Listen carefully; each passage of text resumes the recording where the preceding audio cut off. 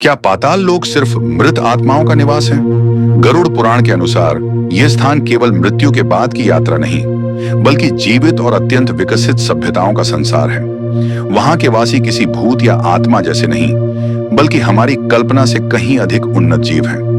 उनके पास ऐसी तकनीक है जो धरती पर आज भी संभव नहीं। बिना ईंधन के चलने वाले विमान, ऊर्जा को नियंत्रित करने वाले यंत्र और ऐसे मंत्र जिनकी ध्वनि ही परिवर्तन कर सकती है।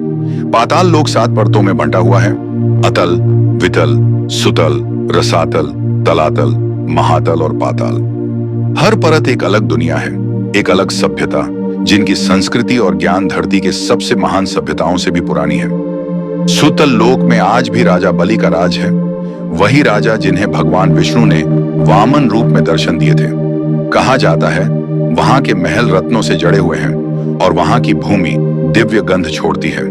कुछ आर्षि मुनियों ने अपने ध्यान में इन लोकों की झलक देखी है। वो कहते हैं कि पाताल लोक की रोशनी सूर्य जैसी नहीं होती, बल्कि वह आत्मा के अंदर से निकलती है, एक ऐसी रोशनी जो बाहर नहीं भीतर दिखती है। शास्त्रों में यह भी वर्णन है कि इन लोकों के प्राणी धरती पर आते रहे हैं, कभी रक्षक बनकर, कभी परीक्षक बनकर। तो क्या यह संभव है कि जिन्हें हम एलियन कहते हैं वो वास्तव में पाताल लोक से ही हों? कुछ वैज्ञानिक मानते हैं कि धरती के अंदर विशाल गुफाएं हैं जो अब तक खोजी नहीं जा सकी।